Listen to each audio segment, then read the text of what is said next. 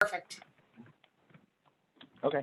So hello everyone. I'm Jimmy Nedjma from General Devices. A lot of you guys I've actually met before. Well, met over the phone mostly. But certainly, I've helped you with your care points and things like that over the years. So what we're going to be talking about today is what we call our eBridge mobile telemedicine application. Oakland County has purchased a license for this that's going to allow all the hospitals and EMS in the region to be on board. And this can be used for sending in notifications. For phase 1, we're just going to start with priority 3 notifications. Those of you that are actually signed into the WebEx, you should be seeing my screen right now. I've got an iPad kind of up in the center of the screen showing eBridge, which is one red button on there that says priority 3.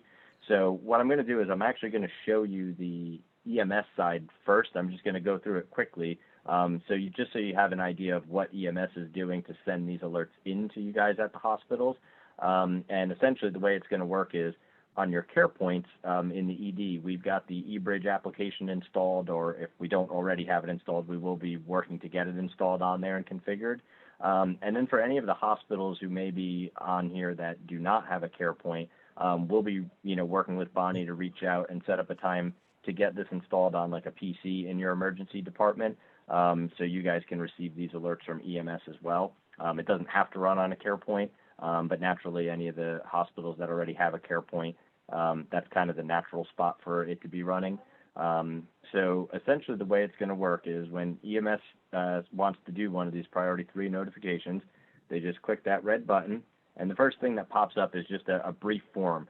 Now on my form, you can see there's a bunch of red boxes, so all of those fields are required fields, meaning the EMS provider has to fill out all of that information before they can attach this form. And you'll see the first one just says demo agency, and I just have unit number 1, 2, and 3 in there. There's actually, these forms are going to be custom for each of the EMS agencies, so it'll actually say their agency name and their medic unit number in there, so this way when you guys receive the form, you know who it's coming from. And then the other information in there is pretty basic as it gets. This was kept as simple as possible for this initial rollout, with the idea that obviously, this can evolve and change, and if you guys want to start using it for things other than priority 3 notifications, there could be different forms that capture more information and whatnot. So again, going through on the age field, I'm just going to fill in something there, pick a gender. The chief complaint, now this is currently set up as a type-in box, and they can either type in or they can actually use the voice-to-text feature on their device. So again, I'm doing it on an iPad. So if I click that little microphone icon down the lower left, patient suffering from abdominal pain. So they could obviously voice-to-text it in if they wanted to, if they're going to be putting, more than just a few words or a short sentence. Naturally, being in the back of the ambulance and typing in a paragraph isn't the most enjoyable experience, so they can voice-to-text it in if they'd like. And then there is a field for ETA, and that's going to be critical for some of the users, but some of the users it's actually in some ways kind of irrelevant. If they have a device, say like an iPhone or an Android smartphone or an iPad that's got a built-in GPS, it will actually automatically calculate the ETA and show that to you in real time as they're en route to the hospital. I'm going to show you that in 1 second once I actually send this alert in.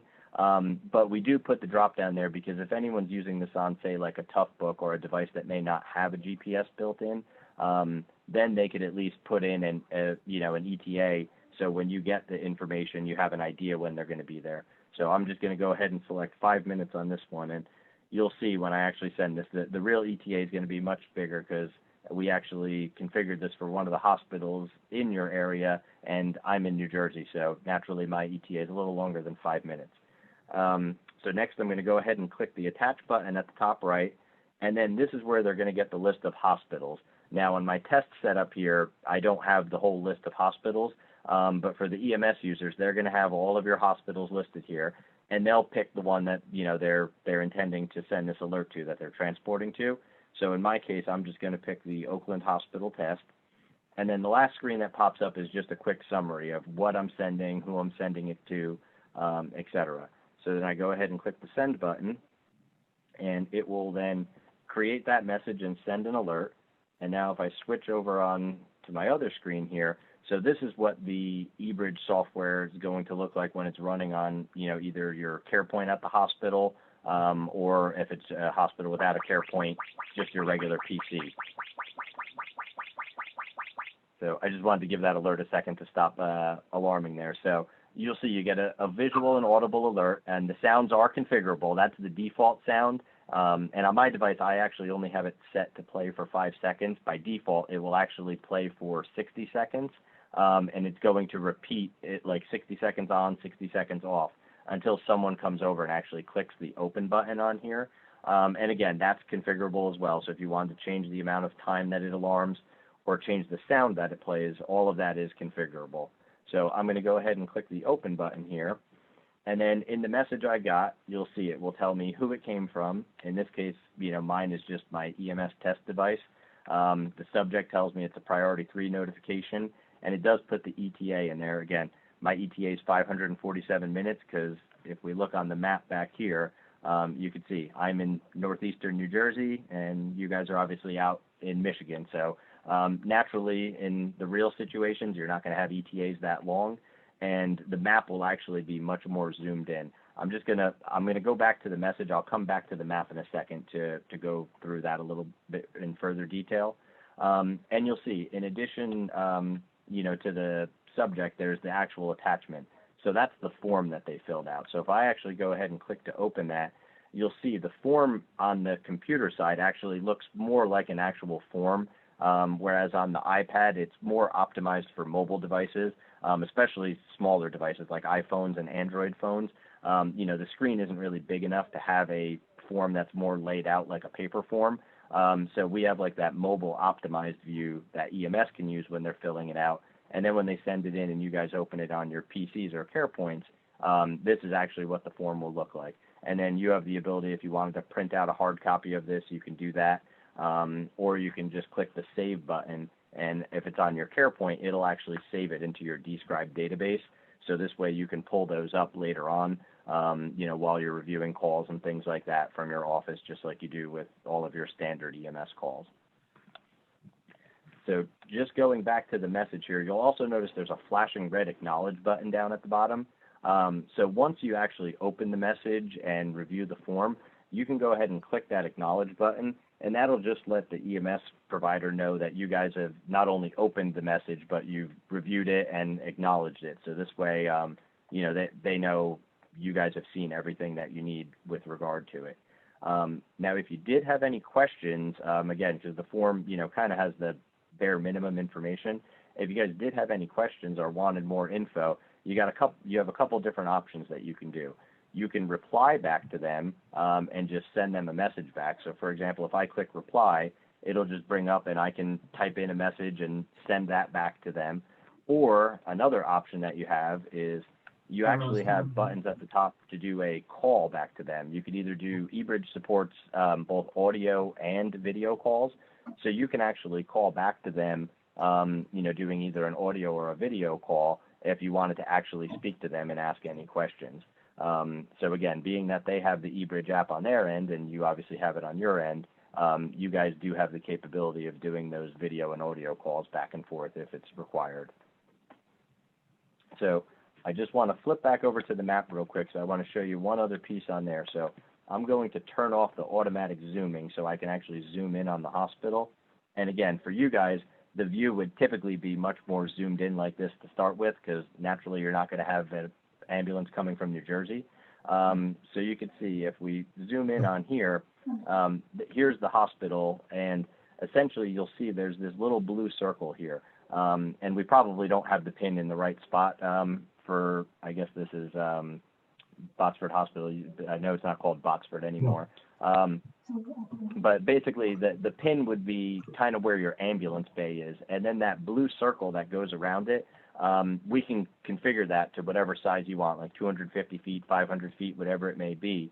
And what will happen is once the ambulance actually pulls into that blue circle, you'll get another alert on the CarePoint letting you know that they've arrived. So this way you got the initial alert with the information about, the patient that they're coming in with, and then you'll get another alert when they arrive. Now that other alert is configurable because we have some users that say they don't really want that additional alert. They obviously already know they're coming, so they know they're going to be there shortly. And again, the ETA that's on the screen here over on this yellow card on the left will update in real time as they're coming in. So that'll keep counting down as they're getting closer. So if you want that alert, again, it's there and it's on by default, but if that becomes annoying or cumbersome and you don't want to have that alert, we can configure that to not happen as well. So this way EMS would just arrive and you wouldn't actually get an audible and visual alert on the care point, but you would just see their card. Instead of having an ETA, it would switch to a checkbox and say arrived. I can't really simulate that now because obviously I can't get within the blue circle from where I'm at. So any questions on any of that so far?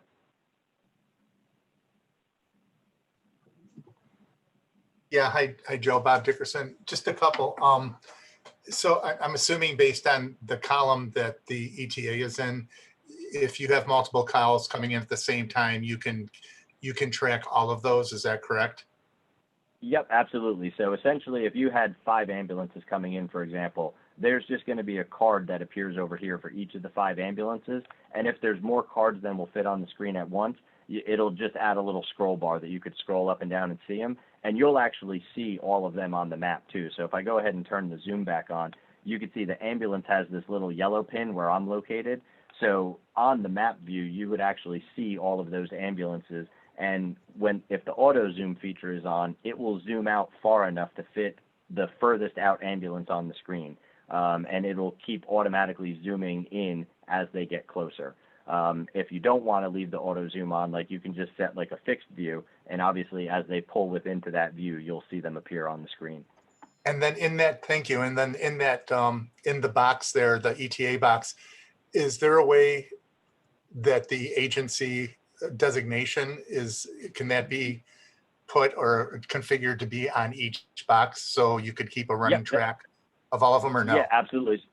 So that will be there. So up at the top where this says Oakland EMS Test, that's the name of the device that I'm using right now, but the real device names for your agencies when they're using them are going to say things like, you know, Farmington Hills Fire Medic 1.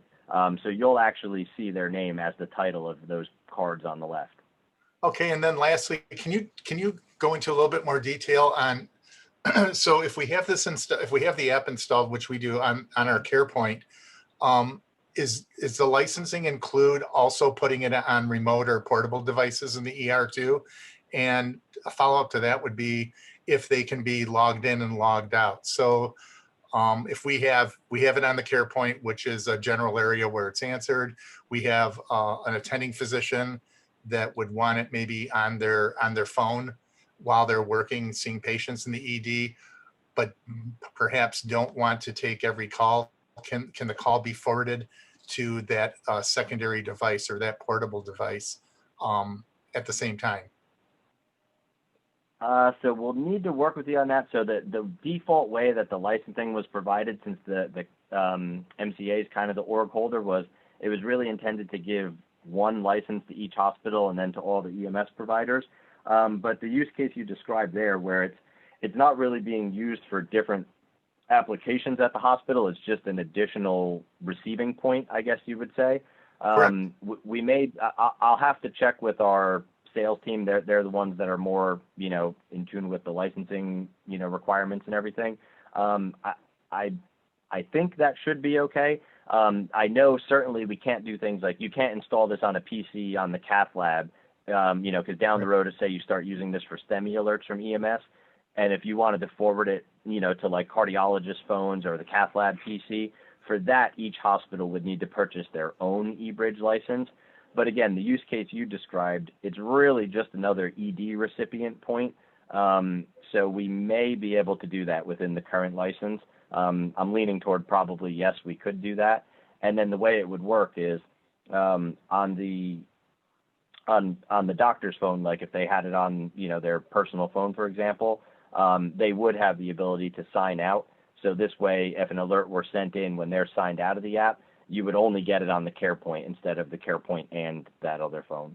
Right. So if we had, for example, if the physician, just to clarify for me, physician had a designated phone for one attending physician that's on duty, and that phone was passed amongst them, phone would have the app and they would have the option of having it logged in or out, assuming that it doesn't require an additional license, correct?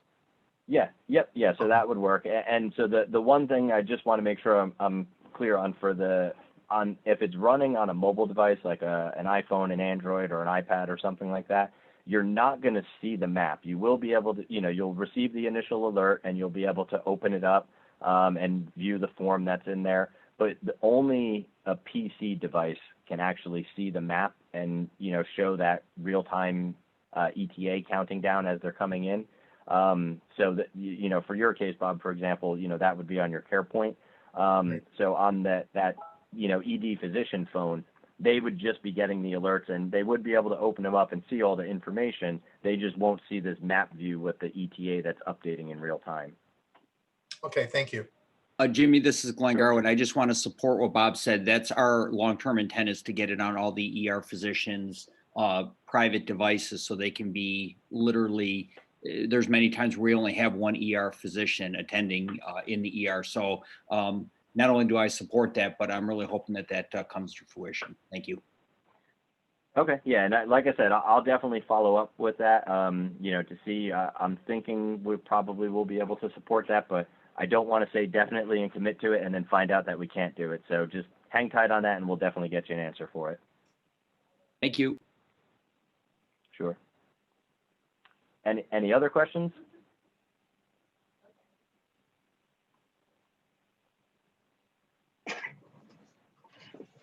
Okay. So, I mean, the long and short of it, that's pretty much as simple as it is. Now, the way it will work is once EMS does arrive, excuse me, and like I said, this ETA will switch to a checkbox that says arrived, and then it will remain on the screen for an additional 10 minutes, and then it will clear off. The idea behind that is you don't want the card to disappear immediately when they arrive in case you wanted to come and pull it up again. So it will stay there for an additional 10 minutes, and then it will automatically clear off. That is a configurable option as well. So if 10 minutes is too long and you wanted to make it 5 minutes or 3 minutes or something, we could do that. Or if for some reason 10 minutes is too short, you wanted to keep it up there for 15 or 20 minutes, we can do that as well. And like I said, they'll automatically clear off of there. And then you can also manually remove one too. So if for some reason, one didn't clear off, you needed to manually remove it, you can just click on the card and then click the remove button up top. And when you click yes to that, it'll automatically take it off the screen. Now, if you needed to go back and look at one of these messages after the fact, over on the left, there's right now we're currently on the tracking tab, but over on the left, there's a tab called messages. If we click on that, that will actually show the history of all the messages that have come in. And by default, it's the last 30 days worth of messages are stored in here. Now you guys may want to adjust that. You may, 30 days may be too long. You may only want it to be, 7 days or perhaps even 24 hours or 8 hours, something like that. So again, that's configurable. So by default, it'll be 30 days. If you guys want to adjust that though, just, reach out to us and we can work with you to go into the settings and, adjust that to whatever you guys want it to be. And if you want to open one, you could either just highlight it and then click the open button up top, or you can double click it and it'll just bring that message back up. And again, the primary thing you're looking for is the attachment, which is that form in there. So you can just click on that and then click open, and it'll open that form up on your screen. Hey, Jimmy, so this is for priority 3 notification only type calls. For priority 1 and 2, they'll either be doing an audio call or a video call. And what we want them to focus on is doing audio calls unless it's needed to see the patient or see the scene, if it's a trauma, that type of thing. Jimmy, can you go over how they would receive those types of calls? Sure, absolutely. So I'm just going to bring the iPad back up to the front of the screen here. So again, they have that priority 3 button for sending in the notifications, but if you look down at the bottom of the screen, you'll actually see there's a couple different icons down there, and I know it may be a little hard to see through the WebEx right now because the iPad's probably kind of small, but the center icon is a picture of a video camera with a telephone handset in the center. If I click on that, this gives me the ability to do the calls from here. So you'll see, and again, it's going to have all of your hospitals listed. For my test setup here, I've obviously only got the one. So if I actually go ahead and click on the Oakland Hospital test, it'll ask me, do I want to do a video call or an audio call? So in this case, I'm actually going to do a video call just to show you what that looks like. So when I go ahead and click on that, it'll actually start doing a video call. And then on the CarePoint side or the PC side, you guys will get this incoming alert here. When you click answer on this, it's actually going to start the video call. So I'm going to go ahead and click on answer. And now we're on the video call. So this is the screen, and you'll see, you know, my video on here coming in. And you know, if you have a on your CarePoint, if you guys wanted to install a webcam, it'll actually show your local view as well. So you'll have the iPad view and you know, the view from EMS as well as your local view. And then, you know, obviously while you're on the call, you know, you've got the hang up button up top. We actually have it titled as leave. So you can go ahead and click on that. And just like the CarePoint, you actually have to click that 2 times to leave the call, and then that'll disconnect it. So similar to how you get an incoming alert on your CarePoint where there's a visual and audible notification, you know, the notification doesn't look exactly the same as the CarePoint, but it's similar. And again, the alert sound there, you probably heard in that one, it's the kind of our standard Squad 51 emergency TV show theme song. So that's the default, but if you guys wanted to change it, again, on the CarePoint, you have a whole bunch of different sounds you can pick from. So you really just let us know what you want it to be, and we can go ahead and set it up as such. Hey, it's Sandy Veter. Just a recommendation to those of you who either have CarePoint but haven't used eBridge or are going to be setting it up. And Jimmy touched on it quickly, but we've been using eBridge at Farmington Hills for, I don't know, a year, a little bit more. And one of the problems that we had with video calls is that our CarePoint system doesn't have a built-in camera, video camera. So we had to add that piece. It's not an expensive piece to add, but without that, you won't be able to do two-way video. The thing that we found most helpful with video is for incoming strokes. We can actually see them do a Cincinnati stroke scale, or traumas. We get either photographs or video of the motor vehicle accident. You can actually see where the impacts are, whether there's intrusion to a cabin, that kind of stuff. Mechanism of injury that can really help you discern what you should be looking for in terms of the patient that does arrive. So I just wanted to make mention of that. Doctor, just out of Yep, that's a curiosity, great point. what is the advantage to that, to the 2-way camera on there? I mean, in terms of possibly demonstrating a procedure, or I guess I'm a little confused on that. Well, we use the 2-way camera specifically for AMA sign-offs. So I can actually see the patient, they can see me, I can have a conversation and try and dissuade them from not staying at home after they've just had their MI or whatever the craziness is. That's just one option or opportunity. The biggest piece of that video camera is not so much that they can see you, but you've got to have a microphone to be able to speak to them without having to lift up a handset. So again, you know, one of these add-on USB video cams is probably less than $100, and a little bit of software wizardry from your IT department, which at Beaumont is always challenging. But once you get that done, it really gives you the full array of capabilities of this system, you know, that eBridge really offers. Okay, thank you. And I'll be quiet, I promise, after this one. Bonnie, I just had a follow-up to your question about the priority 1s and 2s. So from a Oakland County and actually a state of Michigan standpoint, if those priority 3s are being sent by messaging, is there and say that's the only communication, are we required to archive those based on state guidelines? Great question, Bob.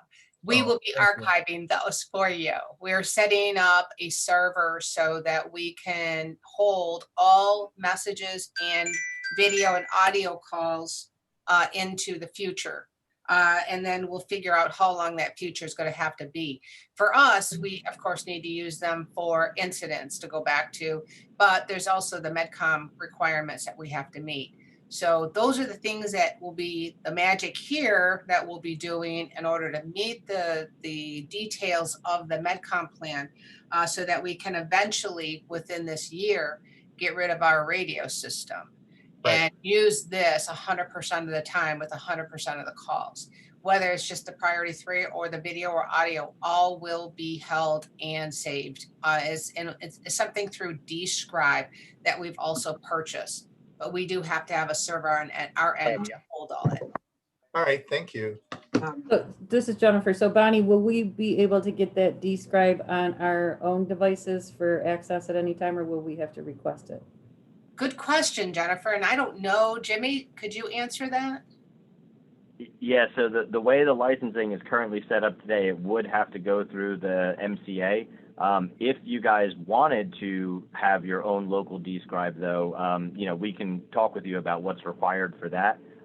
Essentially, it's, we would work with your IT department. They would just need to set up a virtual server that can actually capture all of the information that's coming into your eBridge devices. So that it is a possibility. If you guys are interested in that, I can certainly give you the details on what's required for that. There would be a fee for each hospital to do that, to have that Describe server, but it is a possibility. So Okay, if because- we already have Describe on our care points, is it the same formatting that we could, theoretically store it on our existing Describe? No, this is actually a much newer iteration of Describe. So the one that you guys are familiar with, for those of you that have care points, which I know is probably the majority on this call, that's our legacy Describe, which contains all the care point data. But eBridge actually uses what we call Describe X. It's our newer version of it.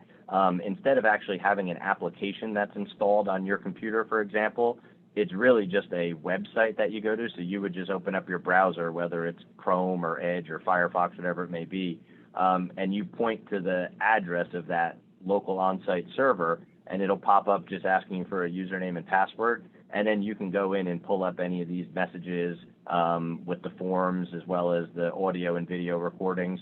So the nice thing about that is, for those of you, and some of the names on this call I recognize, I've been working with you guys for years. You know how it goes. When you get a new computer, the new computer doesn't have Describe, then you need IT to help you set it up, and everything that goes along with that. So with Describe X, since it's just a website, there's nothing that you guys actually need on your computer other than the bookmark to the page that you're going to.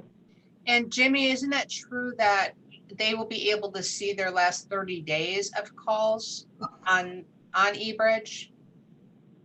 So you'll be able to see the last 30 days worth of messages within eBridge, Okay. which is, those priority 3 notifications with the forms, but we don't do any type of local recording for the audio or video calls.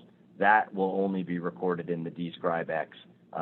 Those files, just tend to get too big, especially the video calls.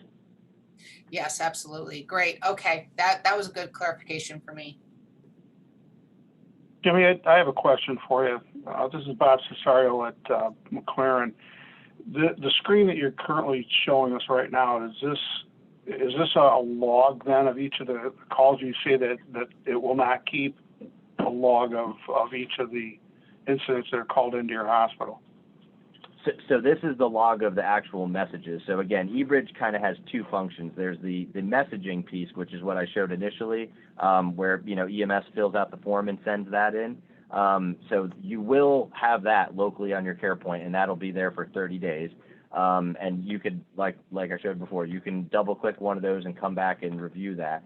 But the actual calls themselves, while we do have a call history, you actually can't play them back. It just shows that there was a call at this time and this was the duration, but there is no local recording that's stored on for the audio or video calls. The audio and video calls are only recorded in that Describe X platform. Okay, so we have to subscribe to that separately then, is that what you're saying? Right, or, if you needed to call again, it is going to be recorded at the MCA level, so they can obviously, access the call, and if needed, export it to get it to you, in a secure fashion, so this way you could review it. Okay, so currently we're keeping a manual log of every call that comes into our call center. If we need something beyond 30 days, how do we get a copy of that log, or do we still have to manually write those in? No, so again, the MCA will have a log of everything. It's the messages and the calls. So if you needed, and again, this is going to depend on how long, it's determined that they're kept there, but, I would imagine it's probably going to be at least a year. So if you needed a call from 8 months ago, Right. You can reach out to Bonnie and she can pull it up from her side and then get that information over to you. Okay. Would there be any way for Or us to do again, that ourselves? if you guys went with your own local describe, then obviously you could just do it yourselves. Gotcha. Okay, that's what I wanted to know. Okay. All right. Very good. Thank you. Sure.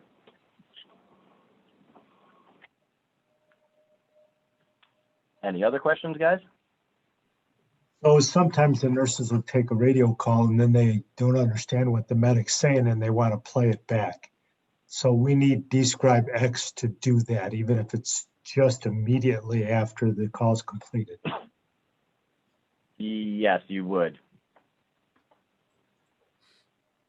Okay. Yeah, there isn't like, you're probably on your CarePoint, you're like similar to your instant recall button that's on the screen.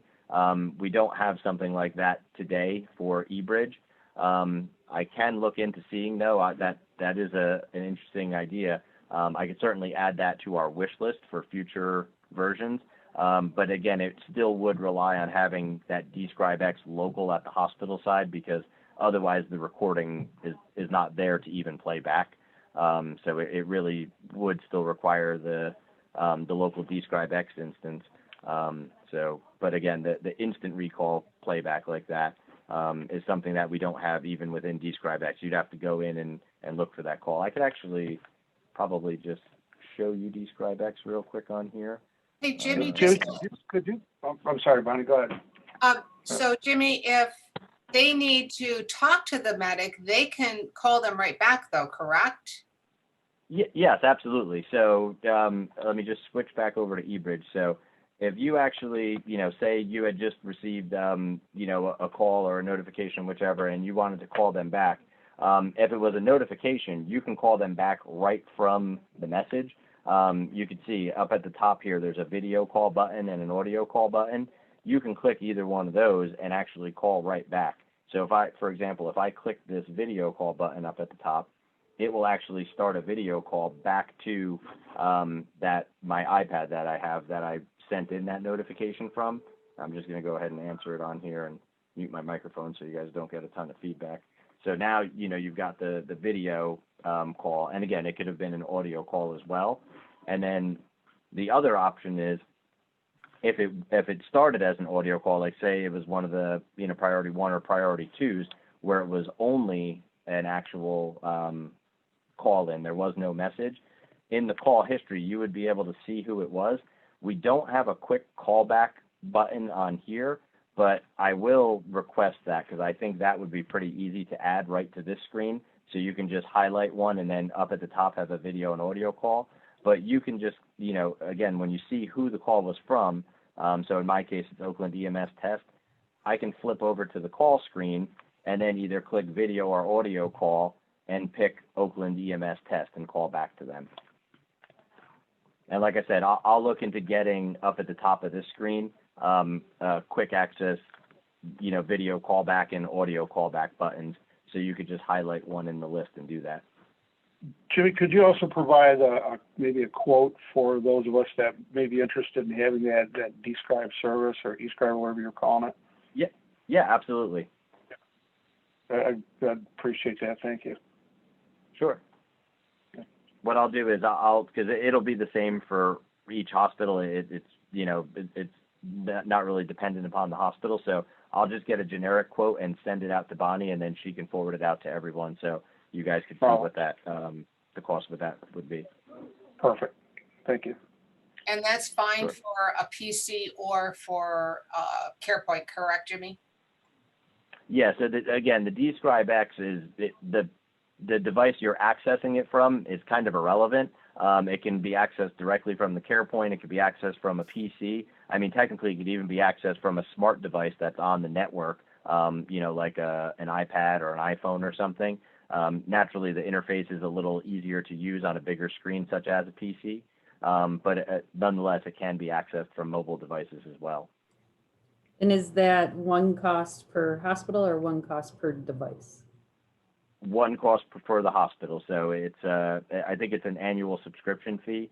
So you pay that. We work with your local IT to basically, they'll set up a server for us to install the software on, and then you can access that from any device that's on the hospital network. And if you're home, like I'm sure some of you, are doing some working from home, nowadays, as long as you have a VPN to the hospital, you would technically be able to even do it from home as well. Excellent. What would be the odds that you could do that as part of the pilot and let us have access to it? So, because it's going to take a while to get through purchasing for all this stuff. I don't know. I'd have to find out. The good news is this isn't an expensive thing. This isn't like $20,000 a year.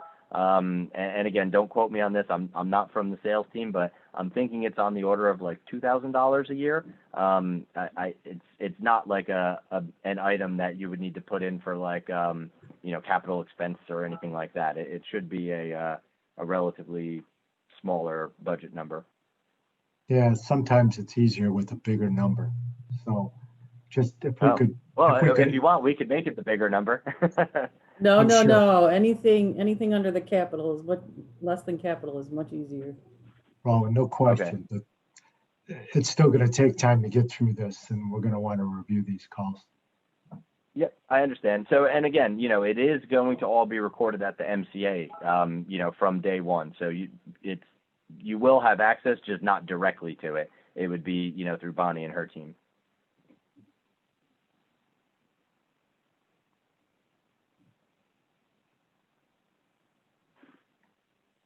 Okay, any other questions? I will just show you guys Describe X real quick if there's nothing else specific to eBridge in here, just so you guys can kind of see what I'm talking about. It's obviously a lot easier to picture it when you can actually see it as opposed to just trying to imagine it in your heads.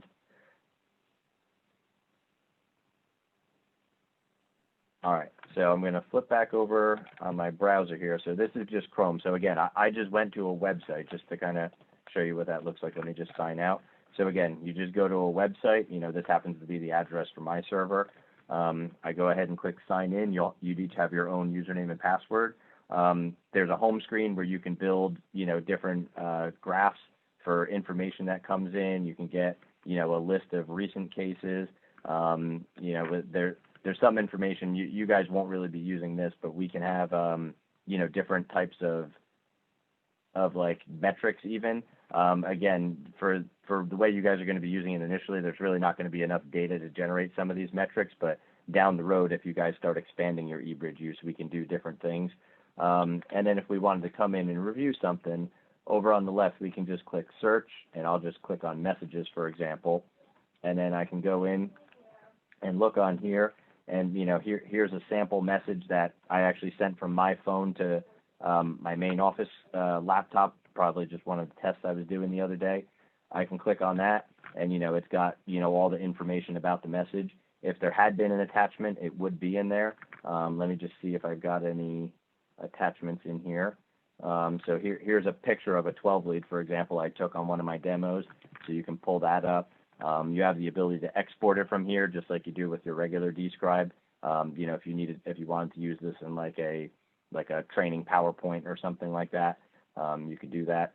And, again, all of the information will be in here. And then for the calls, if we go to the call screen, you can come in here and actually play back. And I'll warn you in advance, I don't know what's going to be on this video. Chances are you'll just see 2 shots of me on the screen.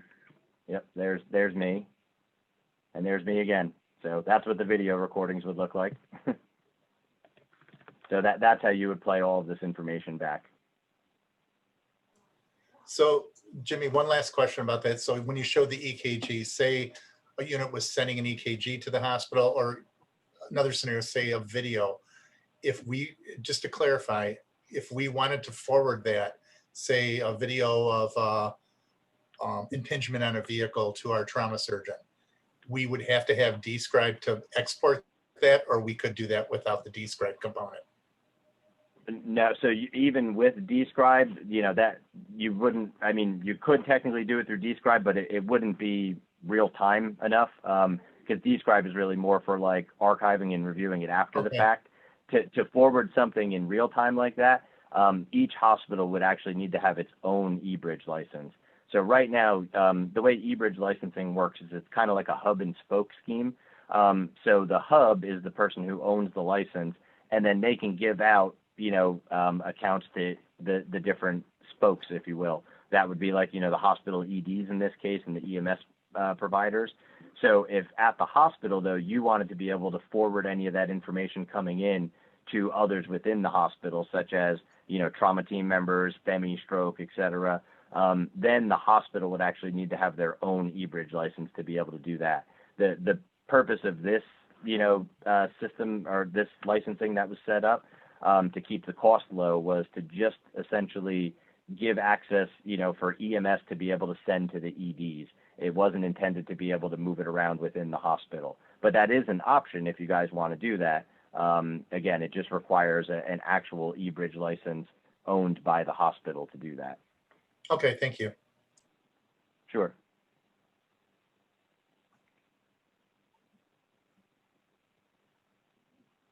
Any other questions?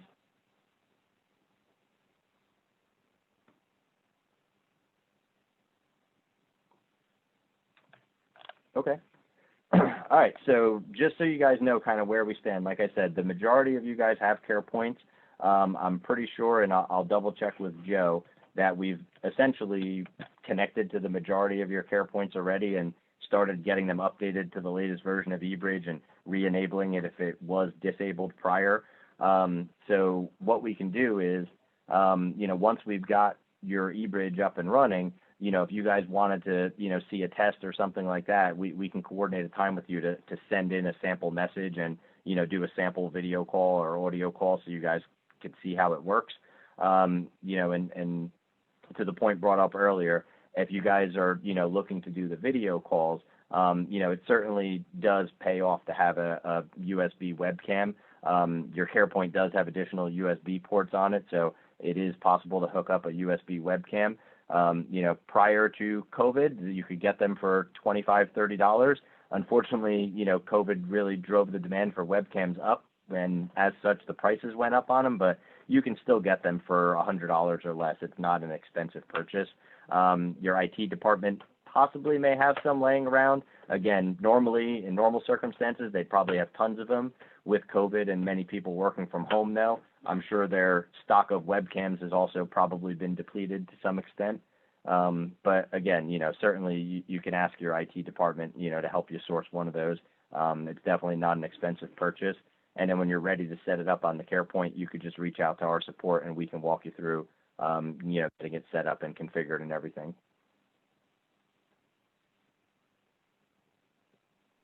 So Jimmy, as far as those who do not have CarePoint, all they need is a PC or a device in order to download the app onto it, the eBridge app. And then how does everybody get their username and password? Because I've been asked that, and I know Joe is the one who does most of that. Is that done? Is that something we can give out? Yeah. Yes, absolutely. So to your first question, if they don't have a CarePoint, you know, they can just work with us and we'll help them get eBridge installed either on a desktop computer in the ED or a laptop, or if they wanted to run it on a mobile device, you know, whether it be an iPad, an iPhone or something, we can do that as well. And so they would just reach out to us and we would provide them their username and password when we're helping them set it up. All of the care points, any of those that we have remote access to, we will be signing in to them remotely and just setting up eBridge for you. So you won't even actually, you know, need the username and password because we'll take care of that configuration for you. And then, you know, to Bob's point earlier, if you know, it turns out that it's okay, we can give you a couple extra accounts for like, you know, like the on-call, you know, ED physician's phone and things like that. What we'll do for that is we'll make those accounts. And then we'll just need to work with someone, you know, locally who has access to those devices that can install the eBridge app, and we'll give you the password, you know, to the username and password to sign into eBridge. So for the non-CarePoint users, they would contact you, Jimmy, or would they contact Joe? They could go through either of us. Certainly Joe will probably provide a more timely response than I can. A lot of times I'm tied up, doing other projects and things, and I may not always see the emails or be able to receive the calls, right away as they come in, but Joe's a lot more available typically than I am. So I would probably say to direct it through Joe. Okay, just an email to Joe? That sounds great. Okay. Yeah. And then implementation timeline. Wanted to kind of talk with our hospitals and you guys on implementation. We're having our final training on Friday with the life support agencies. And then after that, from a GD perspective, what do you guys need time-wise? Yeah, so at that point, I mean, Joe's currently working on, just creating each of those forms for the different agencies that are going to be, part of the initial rollout. So those should be done, either by the end of this week or early next week, no problem. So we'll then, I don't believe many of the agencies have set up devices other than the few in the region that have already been using eBridge. I guess it's Farmington Hills Fire, and there's one other West one. Bloomfield. West Bloomfield is working with Henry Ford. Yep, exactly. And then we have Auburn Hills that was set up over the Michigan organization. And so how do all of those get piled into one org, like for the MCA? So what we'll be doing is anyone that was set up during that statewide, free trial of eBridge, if they fall under, your realm, from this license, we'll be moving them into your organization. And this way they all fall within, the Oakland County MCA group. So this way, any of the data that they send will be captured by your describe, at the county level. Or the MCA level, excuse me. So this way you guys can, retrieve any of that information. Because right now, if they're kind of out on their own, like when we did the statewide thing, we kind of just set up one big organization for the entire state of Michigan. Right. So, everything out there, none of that stuff was set up to be recorded or anything like that. So we need to basically put them into your organization to get them recording. So we'll be doing that, like I said, for any of the agencies who were, already set up as part of that statewide trial. Okay, yes, because we have a few of them here in Oakland County that were set up. And I'm sure you guys know who they are, so that shouldn't be a problem. In fact, Right. Joe had asked me about Southfield because they had like 11 units set up. And so I emailed it over to Melissa and just asked the question, do you need all of these still, or, which ones are actually going to be transporting to the hospital? Okay. And then, so basically the way it'll work is the CarePoint users will already be set up, and that'll be by early next week. Is that correct? Yep. Yeah. So anyone that we have remote access to with a CarePoint, we'll have them set up by next week, no problem. And then, the ones that we don't have access to, from that initial list that you provided us, we'll let you know so you can kind of help us coordinate, a conversation with us and them to get them set up, whether it be just a CarePoint that we don't have access to, because sometimes that happens, something may be blocking our remote access. Or if it's a hospital that doesn't have a CarePoint, we're setting it up on another device. So we'll kind of work that through you to help, facilitate that communication. And then once, all the hospitals are set up, and again, we're working on setting up, the EMS agencies as they come on board. I'll leave it up to you guys. When do you want to officially say go live starts? Certainly from the hospital side, I'm sure you guys will want to do a little bit of training. So I'll provide this training video once it's all done here, so you guys can use this. And again, if you guys wanted to coordinate, just a local test with us, one-on-one with your hospitals, you can reach out to myself and Joe, and we'll set up a time where we can just do a quick test where we'll, send in an alert with one of the forms, and also provide a, like an audio or video call in so you guys can see how that'll work. And then once you guys kind of give the thumbs up that you're ready to start receiving these alerts, we could make your hospital visible to the EMSs who are already set up, and they'll be able to start sending to you. And that's kind of what I think we want to do is start slow and have, as soon as one of our hospitals is set up and the agencies they work with for the most part are already set up, let that begin and we can just grow it from there. Even if they're ready next week, it would, I know some of our LSAs are chomping at the bit to get going on this. So I think that would be great. You know, we don't have to have a go live date for every single person, every single hospital, but maybe as hospitals are set up and their life support agencies are set up, they can go. Yeah, So, absolutely. so Jimmy, just a question, it's Bob Dickerson again, of course. If we want to do as part of our internal training, like I just happened to play around today and I pulled the eBridge app off of the Apple Store and downloaded it. Is there a way to obtain a temporary password to maybe do internal training and, you know, practice calls, that kind of thing, just to maybe get staff used to navigating the screen, that type of thing? Yep. Yeah, that's a great point. Certainly we could set you up with that. We can give you like a sample EMS account. So from your phone, for example, Bob, Right. you could simulate being one of the EMS providers. So you could, you know, show what it looks like, you know, to your staff to when there's going to be an incoming alert or an incoming call, et cetera. So yeah, that we can definitely do for you. And that goes obviously for everyone on this call. If you guys would like us to provide you with like a, you know, 1 or 2 sample EMS type accounts, this way you can send in messages to your hospital. That would be easy for us to do. Are you okay with that, Bonnie? Because that'll end up being archived on your end.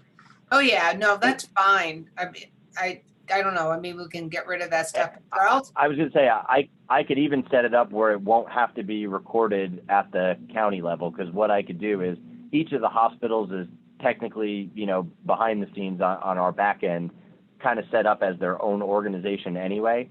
So basically what I could do is, you know, for your case, for example, Bob, I'll set up an account for your phone and just call it, sample EMS or something, and it'll be within your organization. So you'll be able to only send to your care point. And since it's not coming from the county's, license, it actually won't even hit their Describe server. So it would really just be, you know, local on your end. Okay, that would be great. Thanks. perfect. Yeah, And no problem. also, guys, I would say, you know, test with your LSAs. I'm sure they would be happy to do testing with you before you guys get started. And I think communication is key here, and just staying communicating with your life support agencies that are going to be in this study, which there's quite a few now, and play around with it.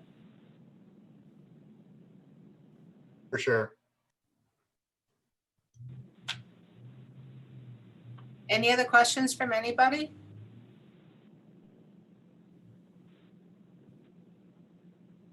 Jimmy, do you have anything else? No, I think that pretty much covers everything.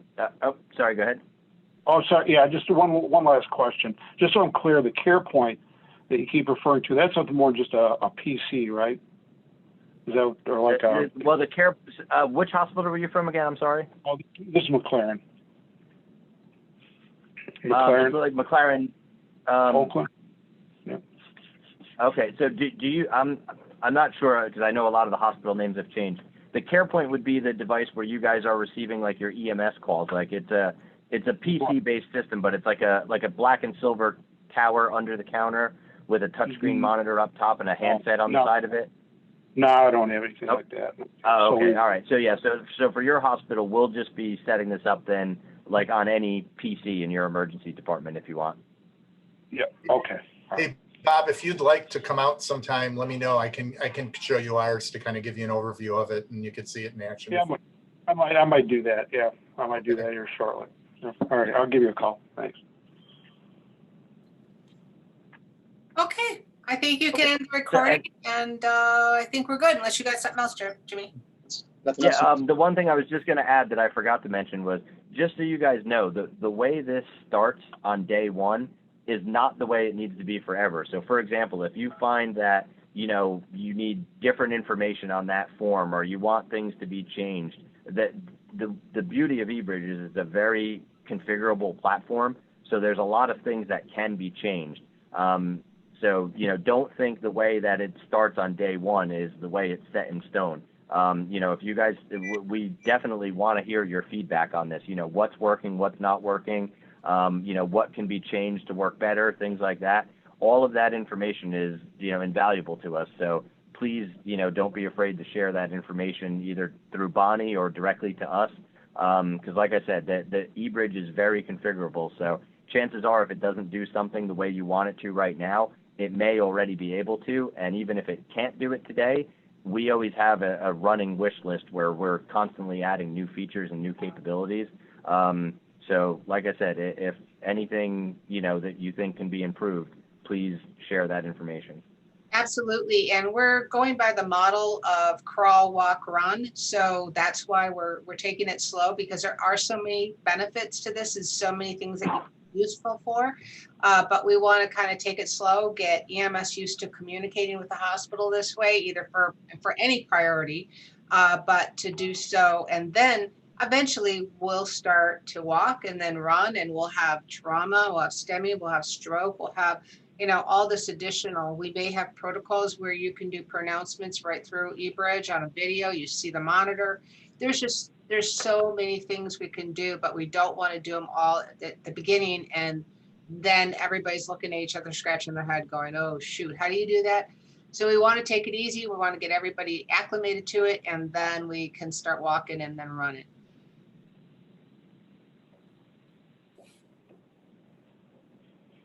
Cool. Cool. Awesome. All right. All right. Well, thank you guys all for the time today. And like I said, I'll make this recording available. I'll send it out to Bonnie later today. And, you know, any of you guys that want to reach out to us, like I said, feel free to give us a call or send us an email. We can help you out, you know, getting some test accounts set up for you so you can start doing some training internally if you'd like. Sounds great. Thank you so much, Jimmy. Thank you, everybody, for being on the call, and we'll be in touch. Have a good day. Thanks, Bonnie. All right. Have a Thanks, great Bonnie. day, everyone. Bye-bye.